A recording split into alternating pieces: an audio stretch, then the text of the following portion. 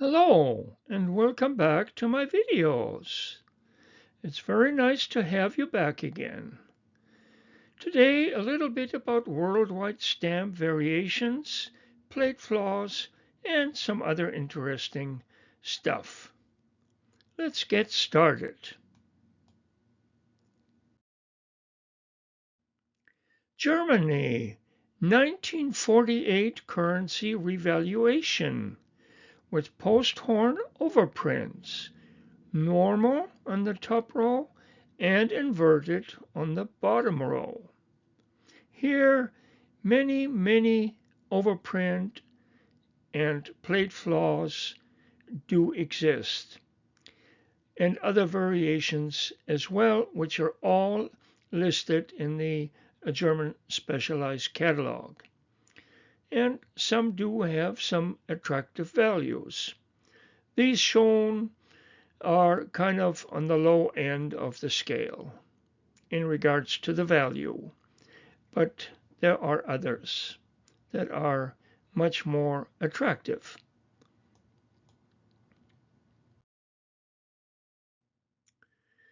Here we have Germany 1949 issue with listed plate flaw with a used value of an unbelievable $380 for this little thing right here, the break in the frame right here where the arrow is. Unbelievable.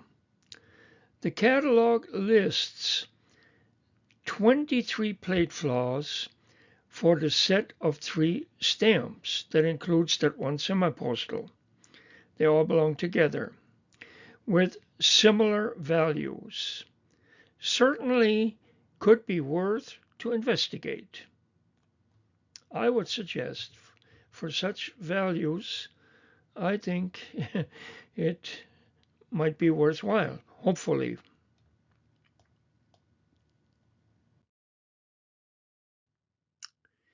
In Germany, Bavaria, we talk about the cogwheel cancel, which comes in 2 basic types. The closed variety, this one right here, were used from 1850, and the open so-called cogwheel cancel, you can see it's all open here, so evidently that's how they got the name, were used from 1857 until 1869. All these are also listed in the specialized catalog with, well, actually, it's a specialized on all the numeral cancels and cogwheels included, and also by the number inside, which can make a lot of difference in the value. So if you have nice ones, probably good idea to hang on.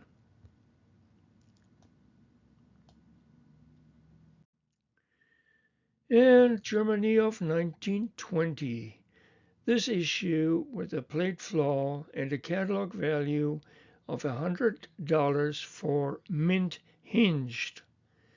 This whole series has also many listed plate flaws, some with 4-digit values. Overprinted, these stamps are for all of the German Empire, but sometimes not totally correctly listed under Bavaria. Unoverprinted, yes, that is Bavaria. Overprinted is all of German Empire and should be in that section.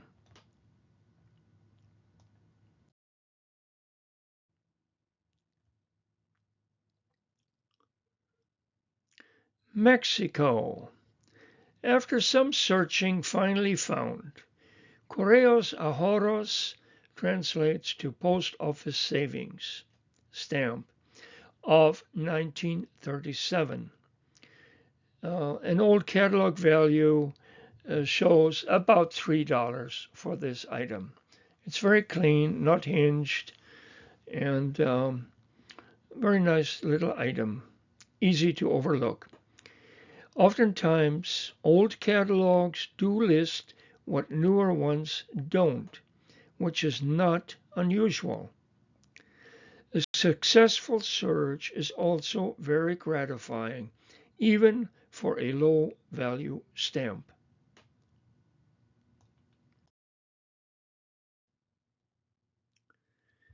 Belgium, 1902/06 railway parcel post stamp.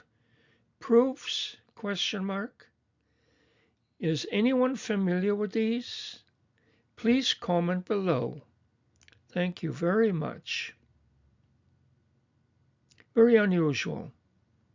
These were in some oddball stamp lot. I don't know. I guess the seller had no clue either. And I'm no better off at this moment. But maybe in due time, we'll find out.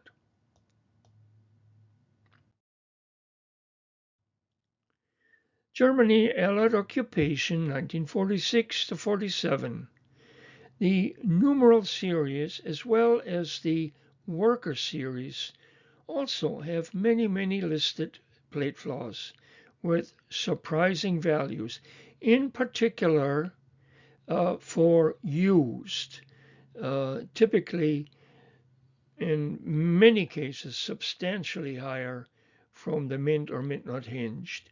But still, for a normally very inexpensive stamp such as this one, for a little plate flaw, this kind of a white blank area right here by the arrow, $50, hey, anytime.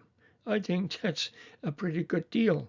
And these stamps and the worker series also are very plentiful, easy to come by, and it might be worthwhile checking these out for plate flaws.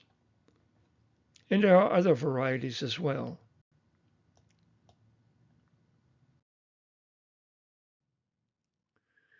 And back to Germany, 1920, this long set of 20 stamps with also many listed plate flaws and many other varieties to look for. This plate flaw is an enlarged white area right here on the right stamp where the arrow is, as compared to this normal on the left, with a rather nice value. Yes.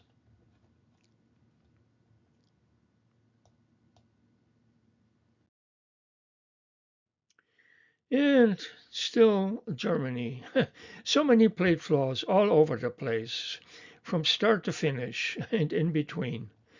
1942 normal issue with a catalog value of $1. This one right here on the left. And with the best of the three possible listed plate flaws for this particular stamp, for mint not hinged, as this one is, at $120.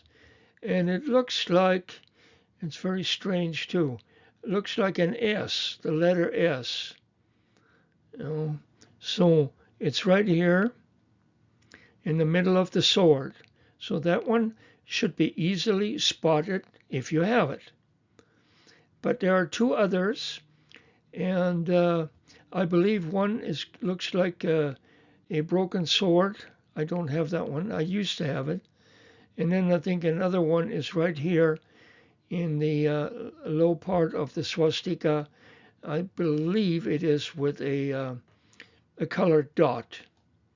So, anyways, and there are many others of this time frame listed with very decent plate flaws. So check your collection closely if you collect Germany.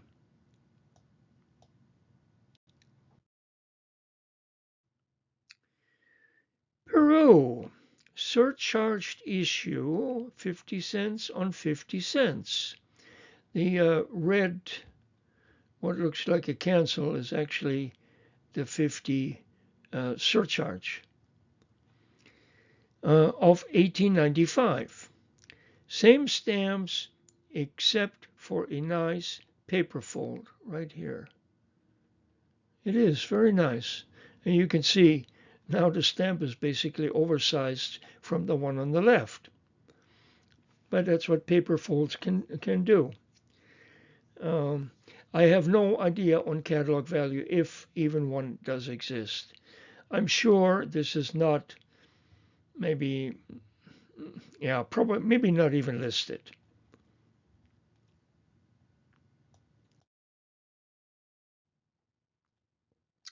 And Peru again, Arequipa, I don't know if I said it right, is a city in Peru. These provisional stamps were issued during the Chilean-Peruvian War of 1879 to 1882.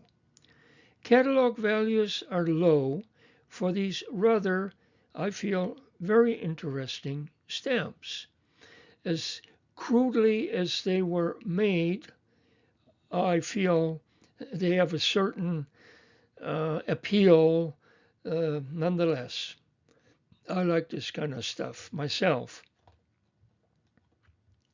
When I first spotted the one, especially the one on the left, that pair, you can see how they overlap a little bit when they were probably hand produced individually on a piece of paper. I thought I had a real treasure here. Got a little excited, and then when I finally located these in a catalog, the catalog value not very much, a few dollars, but still I appreciate having the opportunity to have one of these.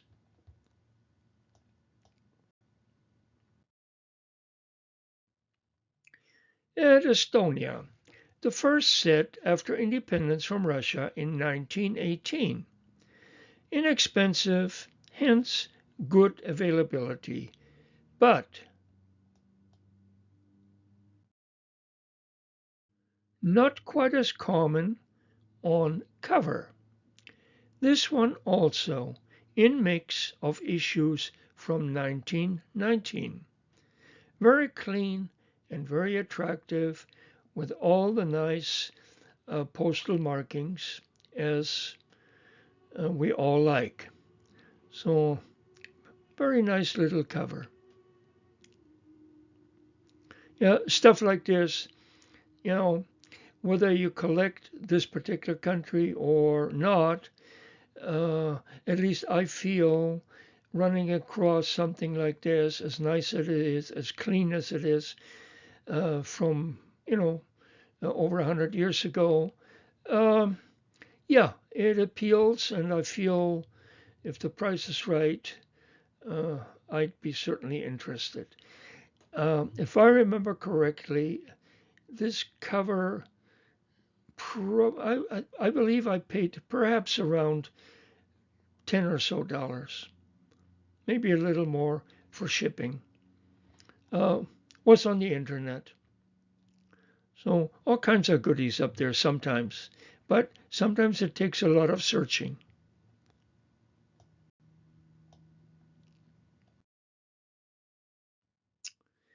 Well, I hope you liked this video, and thank you so very much for watching.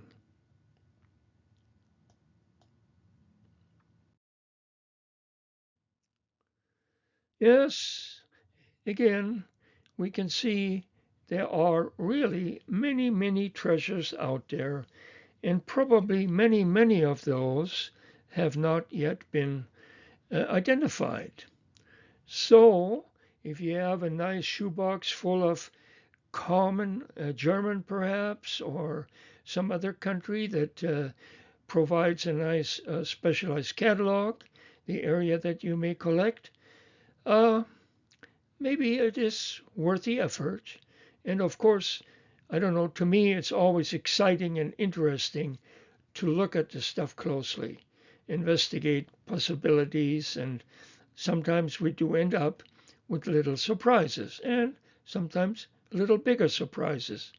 So I wish you all best of luck and happy stamping.